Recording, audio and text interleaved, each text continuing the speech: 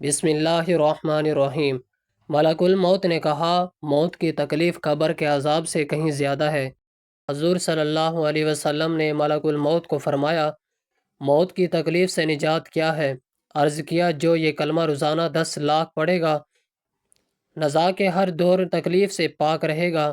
محترم ناظرین، جہنم اور قبر کے عذاب کا تصور انسان کے دل کو ہلا دینے والا ہے۔ جب انسان قرآن مجید اور احادیث مبارکہ کا مطالعہ کرتا ہے تو اسے معلوم ہوتا ہے کہ دنیا کی زندگی بہت مختصر اور عارضی ہے، جبکہ آخرت کی زندگی ہمیشہ رہنے والی ہے۔ دنیا میں انسان جو بھی عمل کرتا ہے اس کا نتیجہ اسے آخرت میں ضرور ملتا ہے۔ اس لیے اللہ تعالیٰ نے قرآن کریم میں بار بار انسان کو آخرت کی تیاری کرنے کی تلقین فرمائی ہے۔ قرآن مجید میں اللہ تعالیٰ فرماتا ہے، یا ایھا الذین آمنوا اتقوا اللہ ولتنظر نفس ما قدمت لغد۔ اے ایمان والو، اللہ سے ڈرو اور ہر شخص کو دیکھنا چاہیے کہ اس نے کل آخرت کے لیے کیا بھیجا ہے۔ اس آیت سے واضح ہوتا ہے کہ انسان کو اپنی آخرت کے بارے میں ہمیشہ فکر مند رہنا چاہیے اور ایسے اعمال کرنے چاہیے جو اسے قبر اور جہنم کے عذاب سے بچا سکیں۔ اسی طرح قرآن مجید میں اللہ تعالیٰ نے جہنم کی ہولناکی کو بیان کرتے ہوئے فرمایا، فاتقوا النار التی وقودها الناس والحجارہ، یعنی اس آگ سے بچو جس کا ایوان انسان اور پتھر ہوں گے۔ یہ آیت انسان کو متنبہ کرتی ہے کہ جہنم کی آگ کوئی معمولی چیز نہیں بلکہ وہ ایسی ہولناک آگ ہے جسے بچنے کے لیے انسان کو اپنی پوری زندگی اللہ کی اطاعت اور نیکی کے راستے پر گزارنی چاہیے۔ اس لیے اللہ تعالیٰ نے اپنے بندوں کو دعا اور ذکر کی طرف متوجہ کیا ہے، کیونکہ دعا مومن کا سب سے بڑا ہتھیار ہے اور اللہ تعالیٰ اپنے بندوں کی دعا کو سننے اور قبول کرنے والا ہے۔ نبی کریم صلی اللہ علیہ وسلم نے بھی اپنی امت کو ہمیشہ آخرت کی فکر کرنے اور قبر و جہنم کے عذاب سے بچنے کی تلقین فرمائی۔ احادیث مبارکہ میں قبر کے عذاب کا ذکر بہت وضاحت کے ساتھ ملتا ہے۔ ایک حدیث میں نبی کریم صلی اللہ علیہ وسلم نے فرمایا، یعنی قبر یا تو جنت کے باغوں میں سے ایک باغ ہوتی ہے یا جہنم کے گڑھوں میں سے ایک گڑھا۔ اس حدیث سے معلوم ہوتا ہے کہ انسان کی قبر اس کے اعمال کے مطابق ہوتی ہے۔ اگر انسان نیک اعمال کرے، اللہ تعالیٰ کا ذکر کرے اور اس کی رضا کے لیے زندگی گزارے تو اس کی قبر جنت کی طرح آرام دہ اور سکون والی ہوتی ہے۔ لیکن اگر انسان گناہوں میں ڈوبا رہے اور اللہ تبارک و تعالیٰ کی نافرمانی کرے تو قبر اس کے لیے سخت عذاب کا سبب بن سکتی ہے۔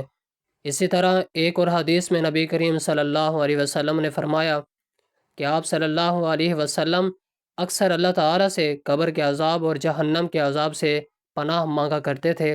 صحیح احادیث میں آتا ہے کہ رسول اللہ صلی اللہ علیہ وسلم نماز کے بعد یہ دعا پڑھتے تھے، اللہم انی اعوذ بک من عذاب القبر و من عذاب النار۔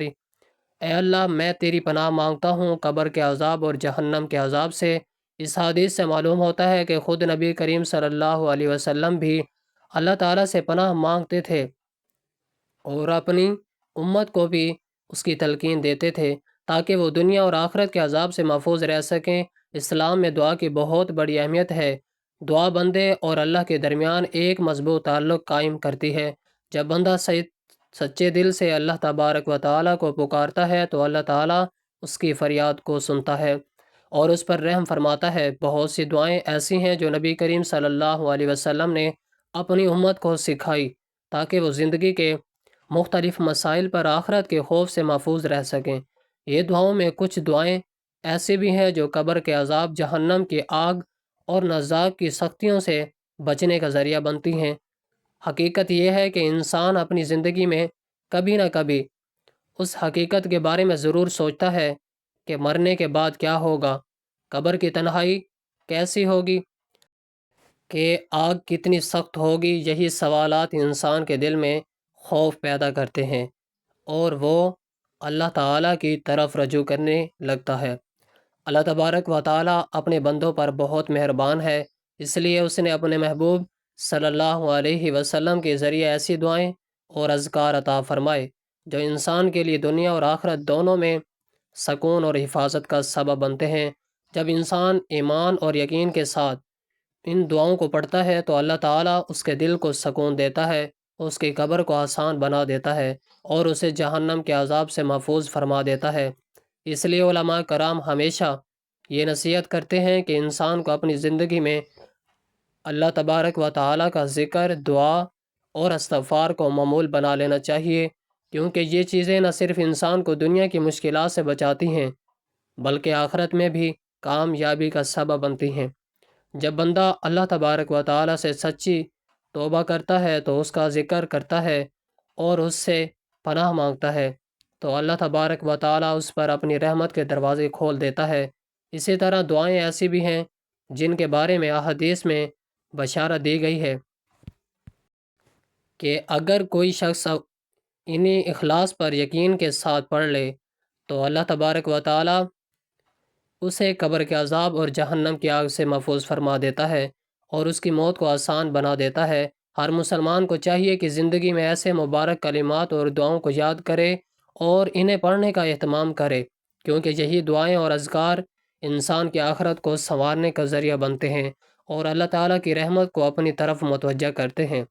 تو ہماری آج کی ویڈیو بھی حضور پاک صلی اللہ علیہ وسلم کی بتائی ہوئی ایک ایسی دعا کا عمل ہے کہ جس کو صرف 3 بار پڑھ لینے سے قبر کا عذاب، جہنم کی آگ اور نزاع کی سختیاں اللہ تعالیٰ دور فرما سکتا ہے۔ تو اس دعا کے بارے میں جاننے کے لیے گزارش ہے کہ ویڈیو کو آخر تک لازمی دیکھیے گا۔ محترم ناظرین، حضور نبی پاک صلی اللہ علیہ وسلم سلطان نور الدین زنگی کے خواب میں تشریف لائے اور حکم فرمایا۔ واقعہ کچھ اس طرح سے ہے کہ سلطان نور الدین زنگی نے ایک رات میں 3 مرتبہ آقا دو جہاں صلی اللہ علیہ وسلم کو خواب میں دیکھا کہ سرکار دو عالم صلی اللہ علیہ وسلم 2 آدمیوں کی طرف اشارہ کر کے فرماتے ہیں، جو آدمی جو کھڑے ہیں ان کے فتنہ پورا نہ ہونے پائے۔ سلطان نے اپنی دانائی سے سمجھ لیا کہ معلوم ہوتا ہے کہ مدینہ طیبہ میں کوئی واقعہ کیوں، مجھے فوراً وہاں حاضری دینی چاہیے۔ چنانچہ اسی وقت رات کے آخری حصے میں تیز رفتار سواریوں پر سوار ہو کر اپنے خاص کو ہمراہ لے کر روانہ ہو گئے اور اپنے ساتھ کافی مال و دولت لے لیا۔ 16ویں دن ملک شام سے مدینہ طیبہ پہنچ گئے۔ وہاں پہنچ کر ان دونوں کو حاضر کرنے کی ایک تدبیر نکالی۔ اعلان کر دیا کہ مدینہ طیبہ کا ایک ایک باشندہ سلطان کے دربار میں حاضر ہو کر سلطان جو 2 کرم سے حصہ لیا جائے۔ ہر شخص باری باری سلطان سے ملتا اور مالا مال ہو کر رخصت ہو جاتا، مگر ان آنے والوں میں کسی کو شکل کا نہ پایا جن کو سرکار دو عالم صلی اللہ علیہ وسلم نے خواب میں دکھایا تھا۔ بادشاہ نور الدین نے کہا کہ کوئی ایسا شخص تو باقی نہیں رہ گیا جو حاضر نہ ہوا ہو۔ حاضرین محفل نے عرض کی کہ مدینہ کے باشندوں میں سے ایسا کوئی حاضری سے نہیں رہ گیا، لیکن 2 مغربی عابد و زہد ہیں جو رات دن عبادت میں مشغول رہتے ہیں، ان کو دنیا اور یہ ساز و سامان سے کوئی تعلق نہیں، البتہ اب تک نہیں حاضر ہوئے۔ بادشاہ نے حکم دیا کہ ان دونوں کو بھی لایا جائے۔ جب وہ بات سننے آئے تو بادشاہ نے انہیں پہچان لیا کہ یہی ہیں جن کی طرف حضور صلی اللہ علیہ وسلم نے اشارہ فرمایا۔ بادشاہ نے دریافت کیا، تم کہاں رہتے ہو؟ انہوں نے جواب دیا کہ سرکار دو عالم صلی اللہ علیہ وسلم کے حجرہ مبارک کے پیچھے یعنی مغرب جانب رہتے ہیں۔ جب سلطان نے اتنا دریافت کر لیا تو ان کو اسی جگہ چھوڑا اور خود اس مکان میں پہنچا جس میں وہ دونوں مقیم تھے۔ یہ 2 قرآن مجید پاک میں رکھے ہوئے اور چند کتابیں واعظ و نصیحت کی رکھی ہوئی، ایک طرف غربا مساکین کے دینے کے لیے کچھ غلہ رکھا ہوا اور سونے کی جگہ پر چٹائی پڑی تھی۔ سلطان نے چٹائی اٹھائی تو وہاں پر ایک گہرا نظر آیا جو سرکار دو عالم صلی اللہ علیہ وسلم کے خوابگاہ کی طرف کھولا ہوا ہے اور اس کے ایک گوشے میں چمڑے کے 2 تھیلے رکھے ہوئے ہیں۔ رات کو مٹی اس میں بھر کر بقیہ کے اطراف میں لے جا کر ڈالتے تھے۔ یہ نظر دیکھ کر سلطان نور الدین کانپ اٹھے اور ان دونوں کو بلا کر ڈرایا دھمکایا اور دریافت کیا کہ ایسی نازیبہ حرکت کیوں کی۔ دونوں پاشندے نے اقرار کیا کہ ہم عیسائی ہیں، ہم کو عیسائیوں نے مغربی حایتوں کے لباس میں کافی مال و دولت دے کر یہاں بھیجا ہے کہ کسی حیلے سے آجر شریف میں داخل ہو کر سرور کائنات حضرت محمد صلی اللہ علیہ وسلم کے جسم عطر پاک کے ساتھ گستاخی کرے۔ توبہ نعوذ باللہ۔ من ذالکہ رات میں یہ بد نصیب اس نقب کو قبر شریف تک پہنچنے والے تھے۔ کثرت سے بارش ہونے لگی اور گرج چمک نے زور باندھا اور زلزلہ عظیم پیدا ہوا جس سے وہ اپنے ناپاک ارادے میں کامیاب نہ ہو سکے اور صبح کو سلطان نور الدین طیبہ میں پہنچ گئے۔ واقعے کی تفصیل معلوم کر کے سلطان زار و قطار رونے لگا اور غیظ و غضب میں ان دونوں ناپاکوں کی گردن تلوار مار کر ان کے ناپاک جسموں کو جلا کر خاک سیاہ کر دیا اور روضہ پاک کے چاروں طرف اتنی گہری خندق کھدوائی کہ پانی نکل آیا اور سیسا پگھلا کر اس میں بھروا دیا تاکہ قبر شریف تک پہنچنا دشوار ہو جائے۔ حضرت عبداللہ بن سعید فرماتے ہیں کہ ایک مجلس میں حضرت حسن رضی اللہ تعالیٰ عنہ تشریف فرما تھے۔ ایک آدمی آئے جن کی آنکھیں بھری تھی۔ حضرت حسن رضی اللہ تعالیٰ عنہ نے دریافت کیا کہ تمہاری آنکھ کا یہ رنگ پیدائشی ہے یا عارضی؟ اس شخص نے جواب دیا کہ کیا آپ مجھے پہچانتے نہیں؟ حضرت حسن رضی اللہ تعالیٰ عنہ نے فرمایا تم کون ہو؟ اس پر اس شخص نے اپنا نصیب بیان کیا تو سب حاضرین مجلس اس شخص کو پہچان گئے اور دریافت کیا کہ آخر تمہاری حالت ایسے کیوں ہو گئی ہے؟ اس نے اپنی سرگزشت اس طرح بیان کی کہ میں اپنا تمام مال لے کر کشتی پر سوار کر کے ملک یمن جا رہا تھا، مخالف چلی جس سے کشتی ڈوب گئی اور سارا مال اسباب ہلاک ہو گیا۔ میں ایک تخمے پر بیٹھ کر سمندر کے ساحل پر پہنچا اور تقریباً 4 ماہ تک ادھر ادھر سرگردہ رہا اور درختوں کا پھل کھاتا اور سمندر کا پانی کی طرح۔ جب نجات کی کوئی صورت نظر نہ آئی تو ایک جانب ہمت کر کے چل پڑا کہ اگر زندگی باقی ہے تو سلامتی سے نکل جاؤں گا۔ کچھ ہی دور چلا تھا کہ ایک عالی شان محل دکھائی دیا۔ وہاں پہنچ کر دروازہ کھولا اور اندر داخل ہو گیا۔ دیکھا تو محل کے اندر طاقتوں میں موتی کی صندوق ہیں جو مقفل ہیں لیکن ان پر نگاہ پڑتے ہی کھل جاتے ہیں۔ میں نے ایک صندوق کھولا تو اس کے اندر سے عہدہ قسم کے خوشبو آئی اور اس میں ریشم کے کپڑوں میں کچھ آدمی لپٹے ہوئے نظر آئے۔ ان کو بلوایا تو معلوم ہوا کہ مردہ ہیں لیکن بالکل زندوں کی طرح دکھائی دیتے ہیں۔ میں نے فوراً اس کو بند کر دیا اور محل سے نکل آیا۔ تھوڑی دور اور آگے چلا تو 2 شخص گھوڑے پر سوار نظر آئے جو وہ بہت ہی حسین و جمیل ہیں۔ انہوں نے مجھ سے حالات دریافت کیا، کہا کیسے؟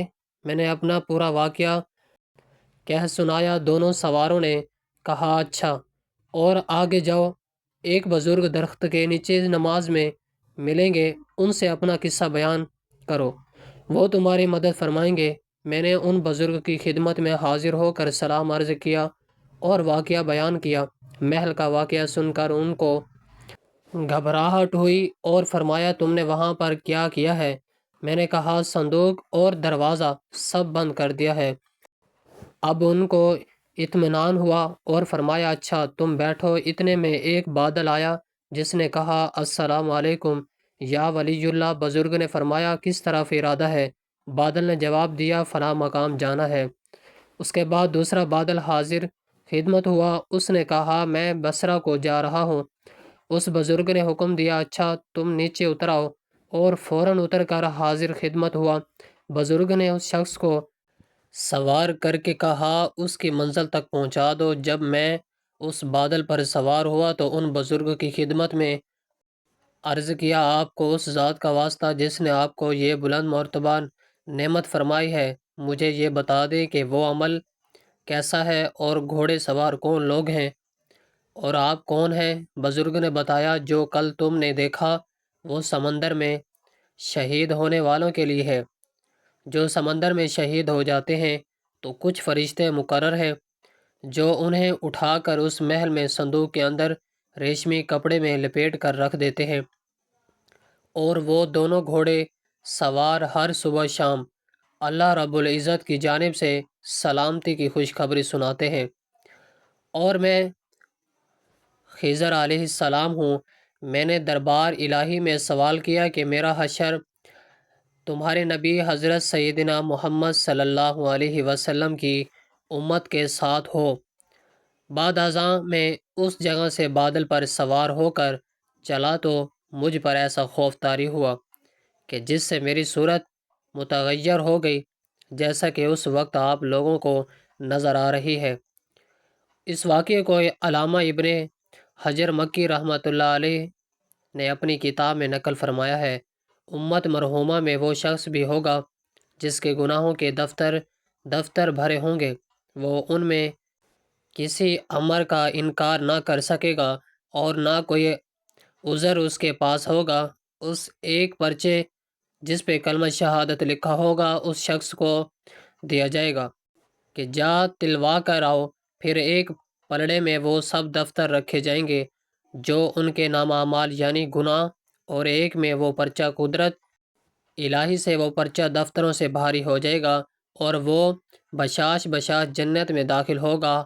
حق ہے کہ اس غفور رحیم کی رحمت کی کوئی انتہا نہیں، جس پر رحم فرمائے۔ تھوڑی چیز بھی بہت کثیر ہے، اس کی رحمت چاہے تو کروڑوں برسا کے گناہ ایک نیکی سے معاف فرما دے، بلکہ ان گناہوں کو نیکی میں بدل دے۔ بس غلامی ہونی چاہیے۔ سرکار دو عالم صلی اللہ علیہ وسلم کی سختی کے ساتھ ایک ایک بات کی پاس پرست ہوگی اور وہ ہلاک ہوگا، جبکہ اس امت سے اللہ تبارک و تعالیٰ کے بے شمار کروڑوں در کروڑ بندے بلا حساب و عذاب جنت میں جائیں گے۔ جیسے تہجد گزار حدیث شریف میں وارد ہے کہ اہل محشر کے دن 100 صفیں ہوں گی جن میں 40 پہلی امتوں کی، اور اس امت مرحومہ حساب و کتاب سے فراغت کے بعد سب کو پل صراط سے گزرنے کا حکم ہوگا۔ صراط حق ہے، یہ ایک پل ہے کہ پشت جہنم پر دوزخ کے اوپر نصب کیا جائے گا، بال سے زیادہ باریک، تلوار سے زیادہ تیز ہوگا۔ جنت میں جانے کا ایک ہی راستہ ہے، سب کو اس پل سے گزرنا پڑے گا۔ اپنے اپنے اعمال کے مطابق پل صراط سے گزرنے میں لوگوں کی حالتیں جداگانہ ہوگی۔ جس مرتبہ مقام کا آدمی ہوگا اس کے لیے ایسی ہی آسانیاں دشواری ہوں گی۔ نیکیوں میں بعض کو ایسی تیزی سے گزر جائیں گے جیسے بجلی کا کندا کہ ابھی چمکا ابھی غائب ہو گیا، ابھی ادھر تھے ابھی ادھر پہنچے۔ بعض تیز ہوا کی طرح کوئی ایسے جیسے پرندہ اٹھتا ہے، بعض تیز گھوڑے کی طرح، اور بعض ایسے جیسے آدمی دوڑتا ہے، آہستہ آہستہ، یہاں تک کہ بعض کو زمین پر گھسیٹتے ہوئے اور بعض گرتے پڑتے لنگڑاتے ہوئے پل صراط سے گزر جائیں گے، اور بعض چونٹیوں کی چال چل کر پار ہو جائیں گے۔ الغرض نیک سلامت رہیں گے اور اپنے اپنے درجے واقف وہاں سے صحیح سلامت گزر جائیں گے، اور کافروں کے لیے بڑی حسرت کا عالم ہوگا جبکہ وہ پل سے نہ گزر سکیں گے اور جہنم میں گر پڑیں گے۔ پل صراط کے دونوں جانب بڑے بڑے انکڑے لٹکے ہوں گے، جس شخص کے بارے میں حکم ہوگا اسے پکڑ لیں گے، مگر بعض تو زخمی ہو کر نجات پا جائیں گے اور بعض کو جہنم میں گرا دیں گے۔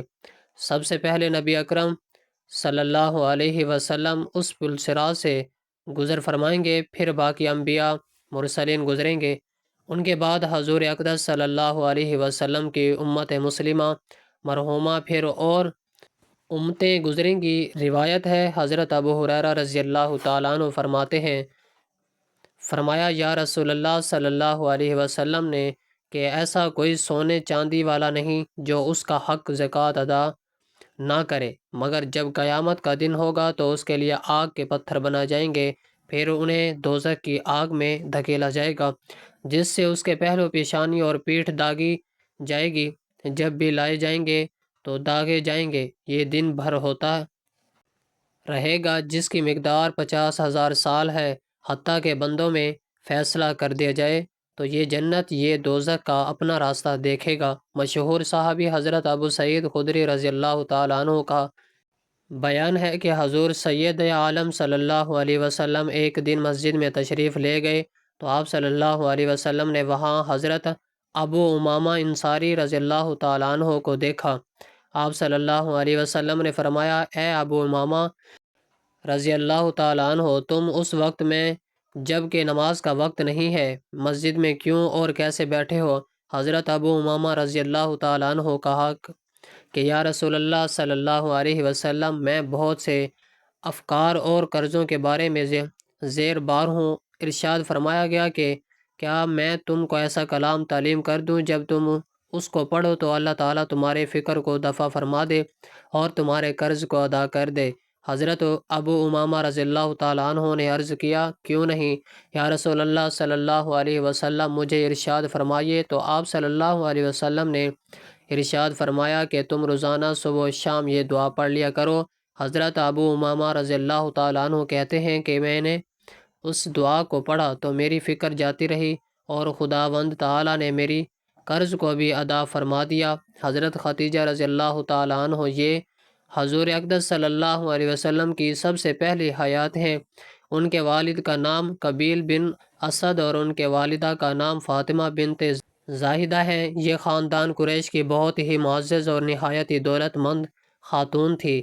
اہل مکہ ان کی پاک دامنی اور پارسائی کی بنا پر ان کو زہرا کے لقب سے یاد کرتے تھے۔ انہوں نے حضور اقدس صلی اللہ علیہ وسلم کے اخلاق و عادات و جمال و صورت و کمال و سیرت کو دیکھ کر خود ہی حضور اقدس صلی اللہ علیہ وسلم سے نکاح کی رغبت ظاہر کی، اور پھر باقاعدہ آغاز ہو گیا کہ رسول اللہ صلی اللہ علیہ وسلم پر سب سے پہلی یہی ایمان لائے۔ اور ابتدا اسلام میں جب کہ ہر طرف سے آپ صلی اللہ علیہ وسلم کی مخالفت کا طوفان اٹھ رہا تھا، ایسے گھٹن وقت میں صرف انہیں کی ایک ذات تھی جو رسول اللہ صلی اللہ علیہ وسلم کی مانس و حیات بن کر تسکین خاطر کا باعث تھی۔ انہوں نے اتنے خوفناک اور خطرناک اوقات میں جس استقلال اور استقامت کے ساتھ خطرات مصائب کا مقابلہ کیا اور جس طرح تن دھن سے بارگاہ نبوت میں اپنی قربانی پیش کی، اس خصوصیت میں تمام ازواج مطہرات رضی اللہ تعالیٰ عنہ پر ان کو ایک خصوصی فضیلت حاصل ہے۔ امہات المؤمنین میں حضرت خدیجہ رضی اللہ تعالیٰ عنہ سب سے زیادہ افضل ہیں۔ ان کے فضائل میں چند حدیثیں وارد ہوئی ہیں۔ چنانچہ حضرت ابو ہریرہ رضی اللہ تعالیٰ عنہ سے راوی ہے کہ حضرت جبرائیل علیہ السلام رسول اللہ صلی اللہ علیہ وسلم کے پاس تشریف لائے اور عرض کیا کہ اے محمد صلی اللہ علیہ وسلم، یہ خدیجہ ہیں جو آپ کے پاس ایک برتن لے کر آ رہی ہیں جس میں کھانا ہے۔ جب یہ آپ کے پاس آ جائیں تو آپ ان سے ان کے رب کا اور میرا سلام کہہ دیں اور ان کو یہ خوشخبری سنا دیں کہ جنت میں ان کے لیے موتیوں کا ایک گھر بنا ہوا ہے جس میں نہ کوئی شور ہوگا نہ کوئی تکلیف ہوگی۔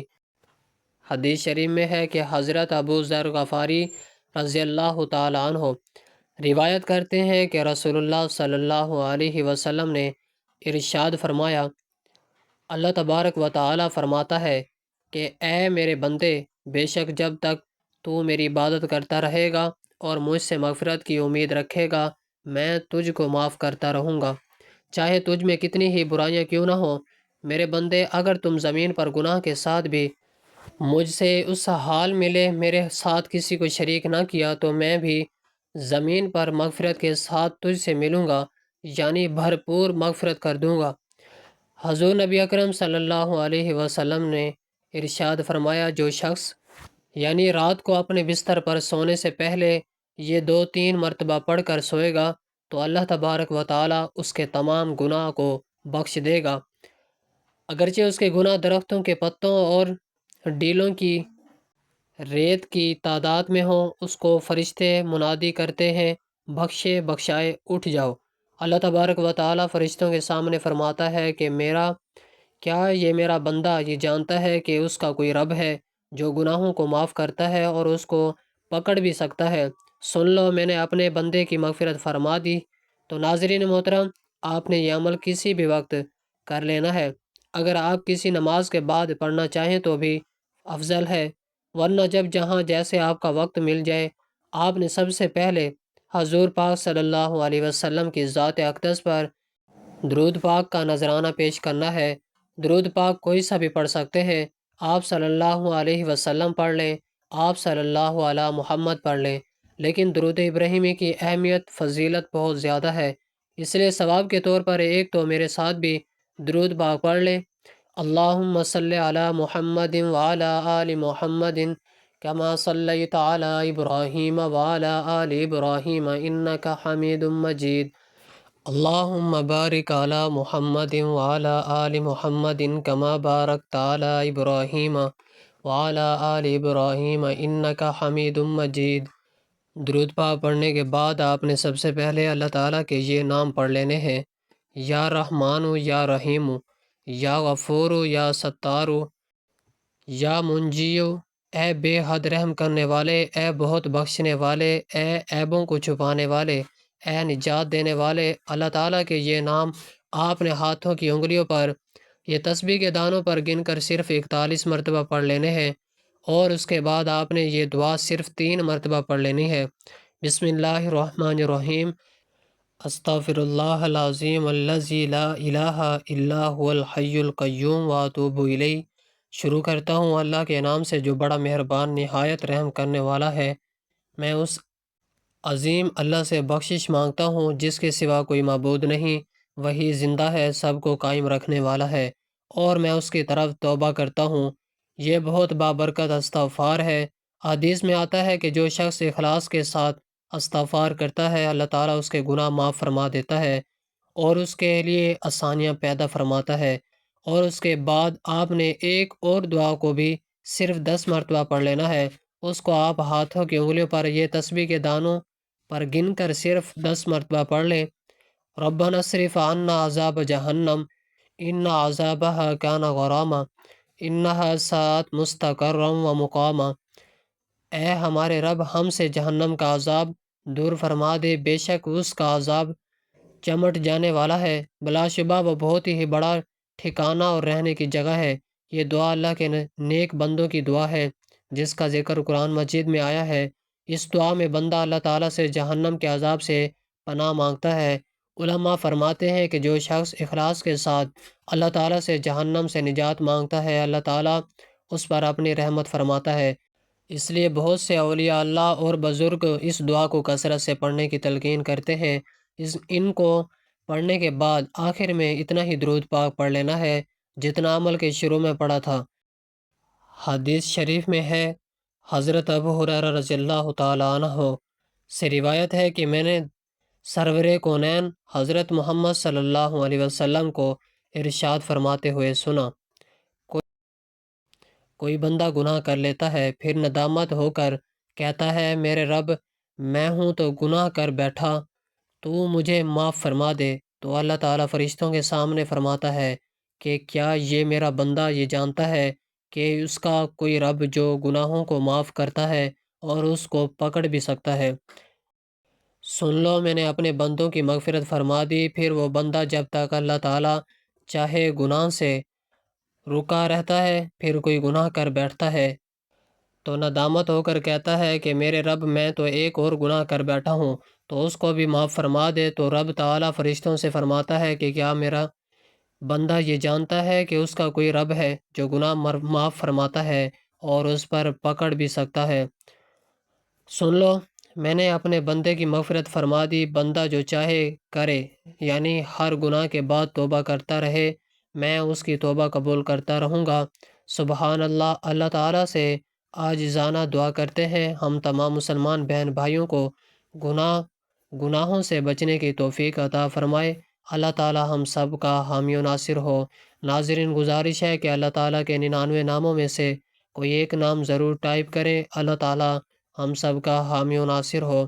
جزاک اللہ، والسلام۔